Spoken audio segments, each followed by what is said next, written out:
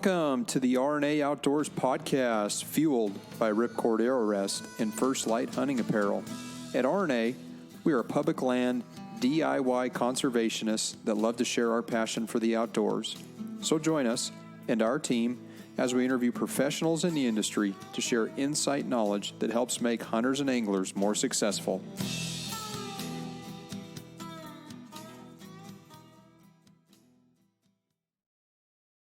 So,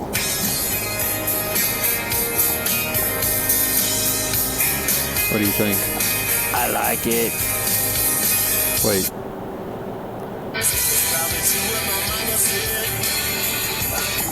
Nothing like a little Aldine. Jason! Back in the saddle again. We are back in the saddle. We are heading north on 15 once again. Almost seems like we were doing this a year ago, weren't we? We were doing this a year ago.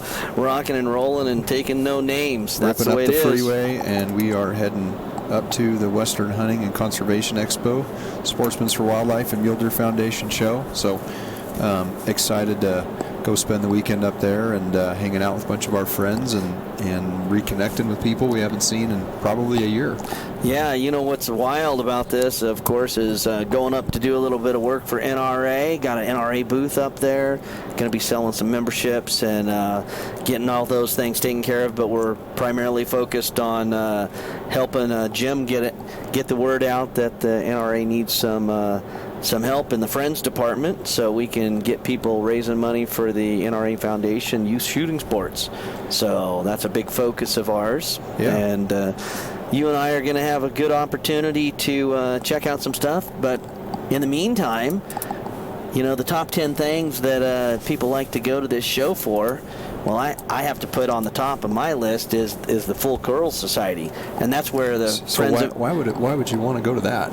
Well, one, the Friends of NRA is going to give 3 guns away to a bunch of kids. Oh, you know, wow. I mean that's the reason I'm going, right? That's worth the price of admission. Exactly. But I think maybe a lot of people are going to go to hear Randy do the awards, but if not that, then I'm guessing it's going to be the 10+1 sheep hunts that they're going to give away. And I believe quite a few of those are you have to be present to win. Like you mean they're going to give away 11 sheep hunts? 10+1, so that would definitely be 11 or more. You never know. Sometimes and you just got they to show surprise up and you can win, or I mean, how does it work? I mean, I've never heard of Full Curl Society. You got to help me out here, buddy. Oh man, geez, I'm interviewing you. You're interviewing me. I thought we were talking about the full enchilada here. Full Curl Society is a group that basically is focused on helping the sheep population and getting the word out in regards to sheep hunting. So they put on their gala event on Saturday, and they actually sell raffle tickets. And really, I mean, the smart move, as one guy told me that's won twice now, is to go ahead and just plan on buying your $1,000 worth of raffle tickets every year.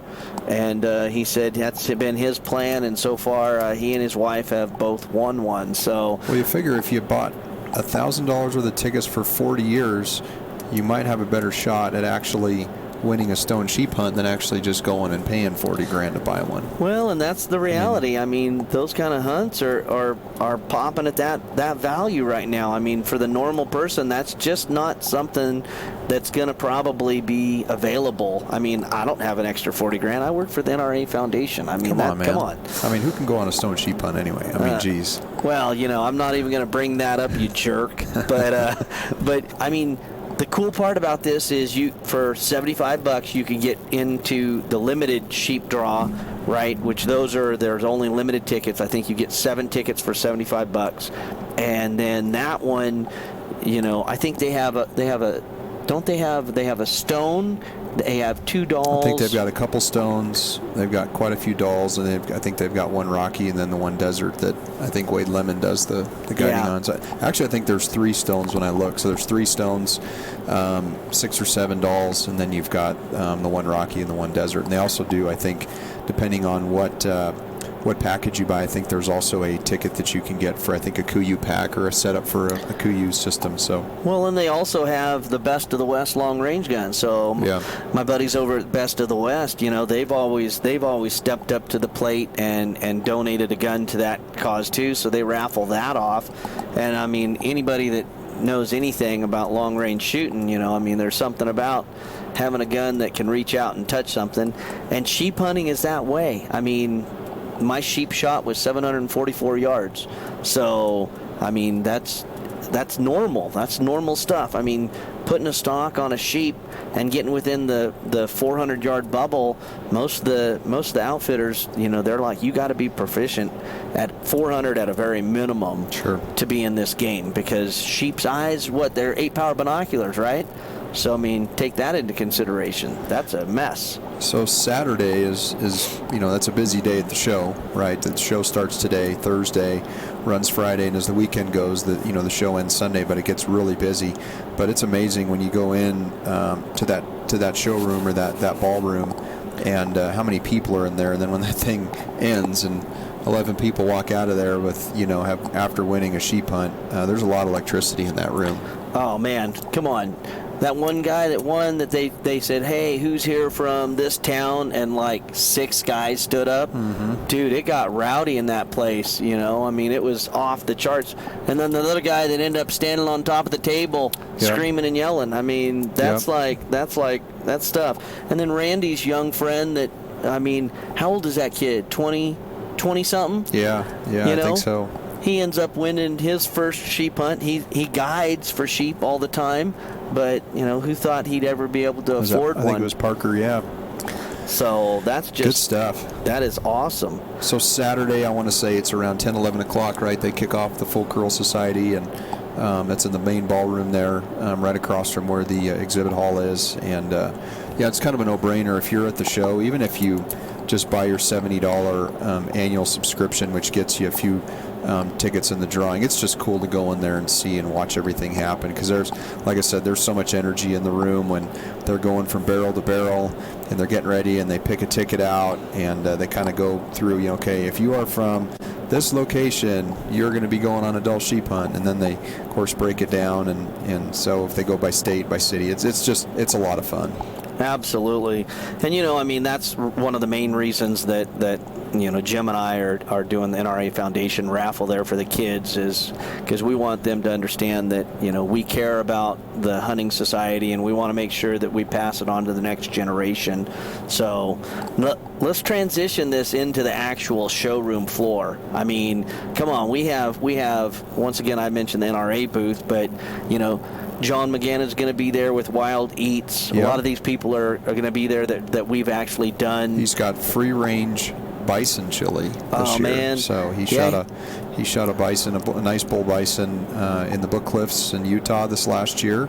And it was interesting as he walked through the whole aging process. He sent me pictures of that whole thing laid out over his Jeep, and of course aged, got it back and cooled it, and of course started the molding process. And I think recently he posted a photo of him eating, some of the loins out of that thing, and it just looked phenomenal. So yeah, we can always look forward to his chili there at the show. His culinary delights, and then we got Kodiak Charters, and Crimson's going to be up there. Randy's going to be there. Randy and Terry Blondin, and from Larson Bay, Kodiak Island, Alaska, all the way from the middle of pretty much nowhere. Exactly. And then we got Leica's going to be there, so we're gonna talk to John in regards to the new products that are coming out. I mean, we had mentioned in our glassing podcast that we did, that we use a lot of Leica products. Love the range finders in there. And then just real quick, at Safari Club, I stopped by there and I talked to John a little bit. Did you know that he lived and was born and raised in Grover Beach? I didn't know that. No way. Yeah, so we were talking about kind of the Central Coast, and he's bounced around a lot of locations, but ever since he's been in the optics world, he's been with Leica, and I believe he's one of their managers. So good guy, a lot of technical knowledge, and looking forward to see him and see what Leica's got new for 2020. Well, and our good friend Randy Johnson's going to be there, and he's going on that stone sheep hunt with you. So you guys are palsing around together, and then going to go spend 10 days in a tent somewhere in the middle of nowhere, looking for your first sheep. So that's going to be super exciting to see him again. Yeah, absolutely. And come on, the First Light's going to have a booth there. We appreciate everything that they've done. Yep, First Light's got a booth. They've got a lot of their new products out for 2020, stuff that hasn't hit the market yet, but things you can go see, touch, feel, and get a look at. I think coming June, some time frame, a lot of that stuff is going to become available. So. And then once again, we got our friend Sean that we met up while blacktail hunting. The Kuyu booth is going to be there, and of course Brandon and Brendan and everybody else at the crew there, they're going to be up there checking it out. And yep, Randy absolutely. is also one of their primary hunters too. So yep. It's off the chain. And then we can't say anything about the show without mentioning Doyle Moss and Mossback Outfitters and their display that they put up every year. That is just insane. Hopefully we can run into Doyle again. Last year was nice talking to him, but yeah, this year Mossback had in what could arguably be one of the probably best seasons they've had in deer. Mike Gallo shot the 300-inch buck on the Arizona Strip. There was a multitude of 13A and 13B bucks shot that were in that 240 to 250 range, and insane. So just an incredible year of moisture, and what they saw from that was obviously a good breed stock of bucks, and they took some of the biggest bucks this year. So it'll be interesting to see what bucks are on display and what they have this year. From the Arizona Strip and Nevada. So the new world record typical was taken last year. I don't know if you knew that. So that buck is going to be on display as well. So this show's about mule deer. Really, at the end of the day, it is the Mule Deer Foundation is one of the primary sponsors of this show. But when I think about this show, I think about Western hunters, and I really think about mule deer, and that's really kind of what transcends in my mind about this show. So we're going to be seeing some pretty beautiful bucks. I'm hopeful to see this coming weekend. So it kind of gets you spoiled, though. You start looking at all this stuff that's on display, and you're like, holy cow, this is the way it's supposed to be. But you and I have been hunting quite a few years and put a lot of miles on the mountains and burned through a lot of tags. And the reality is, even when you've got a great tag, sometimes there's no guarantees. Sometimes you end up just like what we did with that blacktail tag, yep. or what my brother-in-law did with his Nevada mule deer tag. You're in a premium area. It's a great moisture year. You think it's going to be a slam dunk, no problem, going to be weeding through the big 180 plus class deer, and the reality is that that's not always the case. Not the case. So we also have our good friends at Epic are going to be up there. So Jason and Adam are going to have a nice booth. They've got some pretty good stuff going on. They were talking about some of the animals that they're going to have to show off there at the show. Yep. So those guys are absolute hunting machines. Adam is world-class sheep chaser. Yep. It's just off the chart. And then Jason, who we've interviewed most of those before, come on, a guy that has that many 200-inch bucks, and it's just, that's his life. That is literally his life, is to find those deer and put them on the ground. Yeah, he's built, kind of his livelihood, from the days at Hunting Fool and working with his dad, and then branching off and starting Epic, and clearly, he's shot a couple 200-inch deer in the last couple years, right? And he knows where they live, he knows where they are, and he grinds and grinds. He finds ways to get tags, and he finds ways to, like he says, wrap his hands around those deer. And Jason is one of those guys that will, is kind of a legend in that front from the mule deer, kind of a connoisseur, and he's young, right? He's in his 40s, right? Yeah. He's probably got another at least 20 good years or longer of doing what he's doing now. So it's always exciting to see those guys and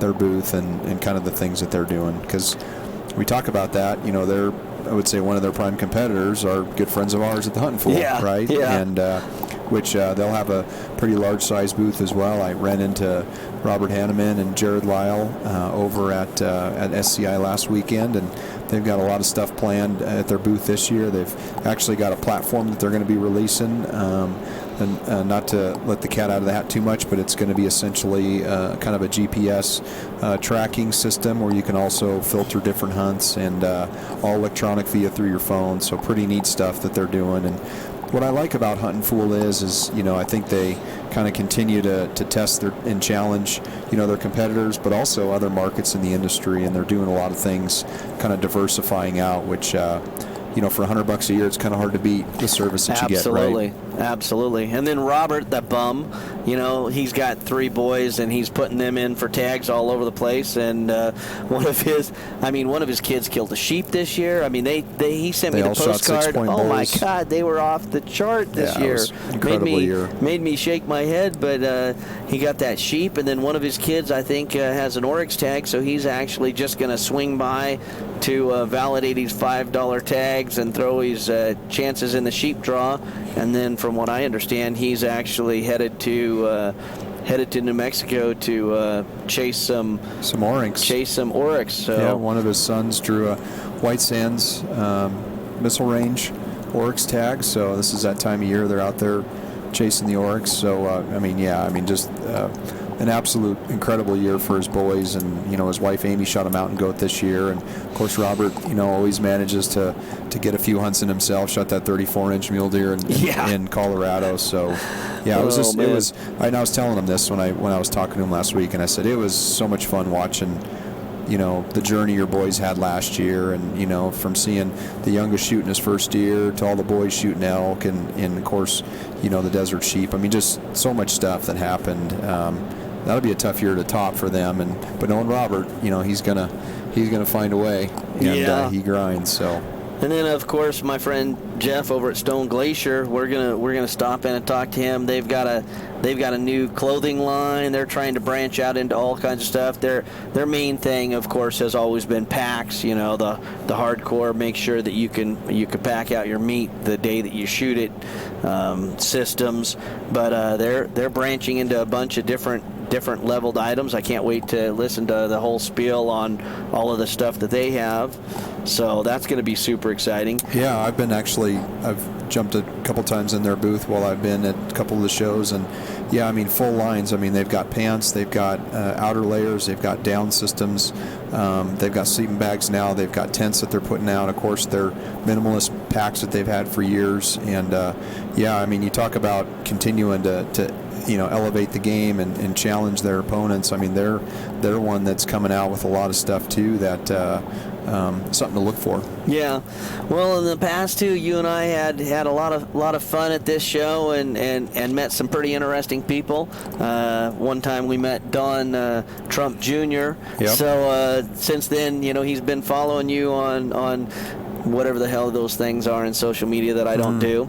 But yeah, supposedly, who knows, he might show up, and maybe we'll get an opportunity to hook up with him and chit chat a little hunting. I mean, he's crazy. I mean, what you told me, he just got off of a big, there's a dead elk on the side of the road. That's not good. Doggone it, that's one that we're not going to get to eat. So anyway, sorry. Yeah, we digress. I saw Don Jr. at Safari Club. I saw him. He usually likes to mill around, but before the show starts. But saw him and just connected, and he had gone on a hunt in Mongolia with a mutual friend of ours in Bakersfield, and actually went to lunch with his friend Kevin that afternoon, and was showing me pictures. But Kevin was saying, when you spend 14 days in a camp with someone, you really get to know them, right? Yeah. And I think about, our hunt. I think about when I was on my moose hunt this last year with my buddy Cody. I mean, in it, there's a lot of validity to that. When you spend time like that, in a tent with someone like that for that long, you do really get to know them, and you get to know, maybe some of their weaknesses a little bit, but you also get to see them in adversity. And one of the things that has been consistent when you talk to, guys like Brendan and now Kevin, they said, the guy packs out all his gear, he packs out his animals, he pays 100% of every one of his hunts, and he's 100% legit, right? And that's what you hear consistent about him. He's not getting free rides, he's not getting any of that. He's doing it all himself, and he does it the hard way. So, I mean, hats off, right, to a guy that not only is in a pretty pretty upstanding position. Obviously, his dad being the president, but also the fact he can throw on some camo and go out remote for 15 days and get it done is pretty cool. So, super cool guy. I'd had the opportunity to talk to a few people and get hooked up with Hunt Nation, and then see a couple of their TV shows, and one of them was all about him and kind of his lifestyle. And he's like, well, I'm a big city kid in New York. The only thing I want to do is, as soon as the weekend rolls out, I want to get out and get in the outdoors. And so, the job affords him the ability to do that stuff where he can just bounce and fly to a different state. But, when you go out and actually grind it out, these aren't easy things. It's no give-me's in any of these situations. You got to put your dues in, and you've got to be good at it, And one of the comments that he made, I think, is on that TV show, was he was talking about he went someplace and they were doing some bird shooting, and all of a sudden a covey jumped up. And shooting quail is not exactly an easy game, but I believe he actually shot a double right off the bat, and the guys that they were with were like, they'd just met him, and so inside they were wondering, is this guy real, right? Is he really real? And when it jumps up a covey and goes like that, pow, it drops two instantly, and consistently does that, all of a sudden people are like, oh, this guy isn't just that make-believe person that wants to pose with a gun, behind somewhere. He's definitely the real deal. Super good guy. And he did say he was going to make it to the show. He didn't say what day, but so hopefully we get an opportunity to see him and at least shake his hand and thank him for what he does more than anything, right? He's a huge advocate, and he raised at the SCI over $200,000 on 2 different hunts that they're doing with him, one on Kodiak Island.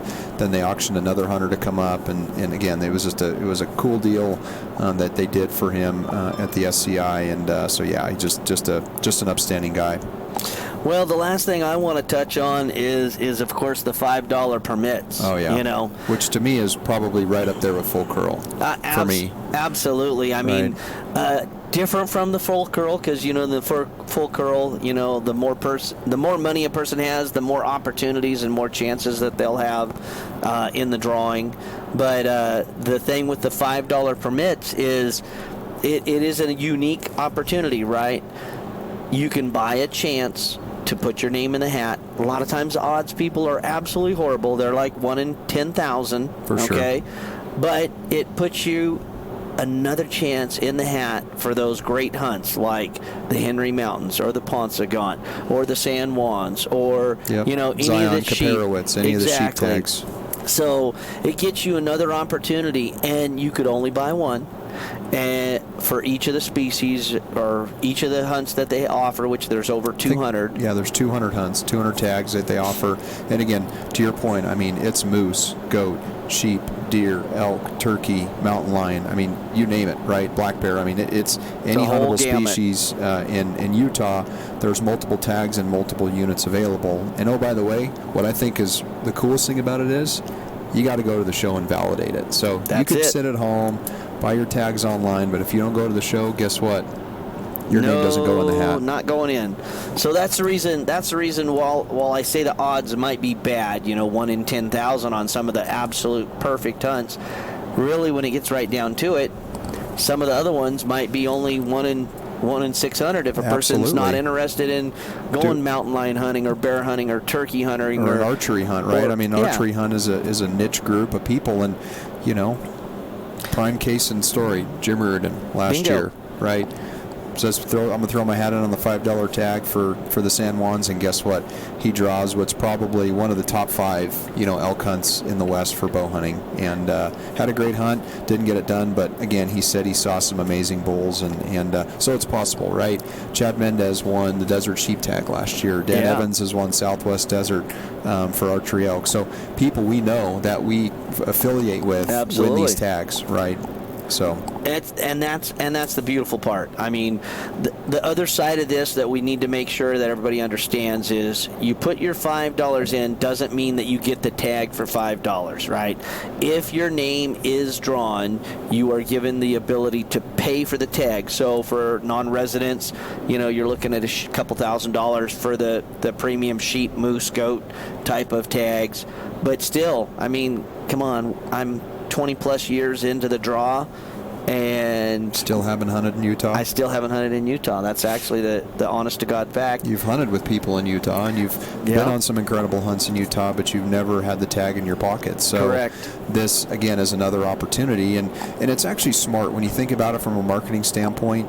They're getting people to that show, and part of the reason they're doing that is people got to go validate their tags, and even if they don't even walk into the show, they buy their hunts, they go in, they validate them, they walk out. If anything, they've got more foot traffic there, and part of it's doing it just by having people having to be there to validate. So, pretty cool deal. And that's just an extra benefit, because really, to me, going to the show and walking through, and actually maybe like last year we found a guy that had a new tripod system that we were really interested in, and I mean, there's all kinds of different things, and people that are maybe came up with some idea. I mean, we found the guy that was making pedestals.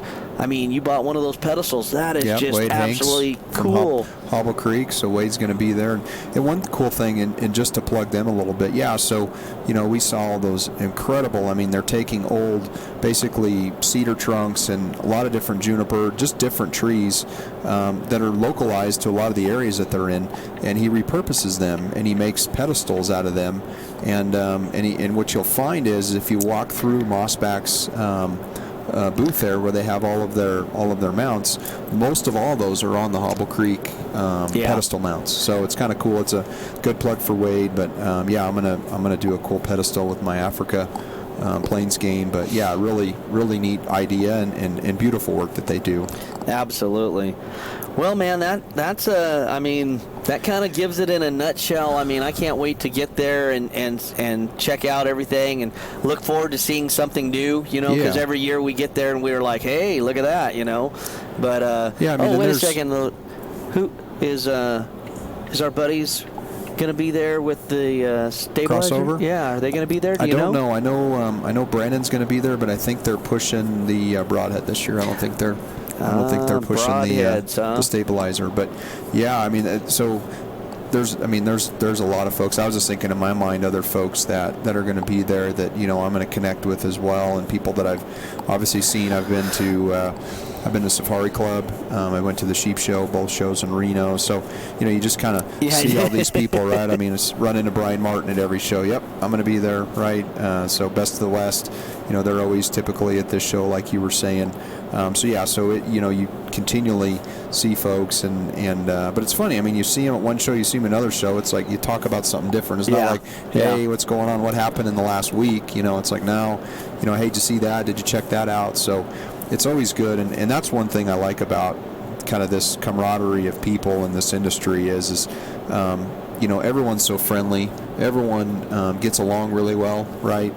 And everyone understands, like, to do and like your point, to go and shoot some of these deer that are there. I mean, these are people that either get really lucky or they draw the tags and they go out and they find the deer and they shoot them. So, these are the less than 1% deer that people see, right, at these shows. So, but again, it's cool to go to one place and see them all under one roof. So. Well, and I was just thinking about the deer situation, and Ryan and Alicia Hatch from Muley Crazy is going to be there, which that stuff is just, I mean, watching some of their videos and seeing their magazine, that is just some awesome experience, right? I mean, anybody gets an opportunity. I mean, the $5 tags, the Full Curl Society. If nothing else, I mean, I think it's only $10 to get into the show. I mean, you don't have to be a member of anything to get into the show, but just come down, fly in, come over, go walk through the show. I mean, it's a kick-ass time. Everybody, if anybody, is there when it comes to hunting, and the outdoor industry, and it's a lot of fun. Yeah, I think there's also an elk calling competition. I think I saw that. through an email. I know there's a lot of seminars that they do. I know like Mark Smith, Robbie Denning, Muley guys, they usually have seminars there. There's a lot of stuff they do, like women's stuff as well. There's a lot of entertainment. I think there's some country music for some of the shows in the evenings. Obviously, they have the auctions. The Saturday night auction, they auction off the Antelope Island deer tag. So there's a lot of other benefits too as well. Just not only walking through the exhibit hall, but watching two titans get into a bid war over that tag is a pretty neat thing to watch too. So yeah, just putting that money to conservation, keeping the sheep around, right? Yeah. So a lot of reasons, and I think we named off a few reasons to go, but more than anything, to your point, pay $10, walk through there, and just go meet some people, and have a good time, because that's what I think really what it's about is. This is when people aren't hunting. This is when people get together and talk about the previous seasons, and then talk about, what they got coming up for the future year. So yeah, and I tell you, once again, I've always said this. Gun owners and hunters, they're the salt of the earth. They're you teach your kid how to shoot, they become responsible young adults. When they grow up, they are the salt of the earth. They're the people that make this world go round and round. We believe in the Constitution. We believe in our rights. This is part of who we are. Putting food on our table is part of it. It amazes me that the meat movement, right? It just seems to be the rage right now. Well, guess what? Hunter's been doing that since we landed here in America and when we were in Europe prior. So, come on. Yeah. It's a part of it, right? That's a part of the experience, a part of the why is that, but I don't think that's all of it for everybody, right? I know for me, I'm not going to go hungry, but for me, I need to fill myself with that adventure and exploring new places and going to do new things, and that's what it is for me. It's the meat to me has always been somewhat secondary and more like gravy on the mashed potatoes. It's an added bonus, but it's not the why or the reason. It's the camaraderie. It's the 10 days in camp. It's spending time together. It's having the one shot at the buck that you were at 28 yards, couldn't get a shot, and it got out of your way. It's just those are the experiences that make it worth it. And but for everyone, it's different. I think that's what's neat. Some people, all they want to do is draw an antlerless elk tag and go shoot a cow elk every year. And for that's conservation too. And there's a place for those people. And I think that's what's great about this. And so, yeah, it's Thursday. We're excited. A lot of good things. We got Junior W back there who's going to go to his first Hunt Expo. My brother's flying in from Montana. He's going to be meeting us. Our good friends Brad and Kenna from Idaho, obviously Jim in Utah. We're going to have our own little entourage walking around at the show together, but it's going to be fun. It's going to be good to reconnect with family, of course, and friends, and just have a good time. And hell, anything's better than being in California, isn't it? Well, I have to say the weather pretty damn nice right now. Yeah, I'm looking at snow on the mountains. There's no doubt about that. It was 70 degrees and not cold, and it's going to be 20s during the night and 44 during the day. So it's going to. No doubt about that. I guess I might have to put something on other than a T-shirt, huh? Yeah, probably need to ditch the shorts this weekend. But anyway, well, hey man, okay, it's buddy. It's good to reconnect. It's good to get back on the line with you, and just look forward to having fun this weekend. And I think our recap coming home, we're going to be talking about our Doll and our Stone Sheep hunts that we're going to win this weekend. There you go. I look forward to that recap. That's going to be a blast. All right, brother. Have a good one, everybody. Be safe out there and get up on top of that mountain and feel close to God. All right. We'll see you at the expo. Amen.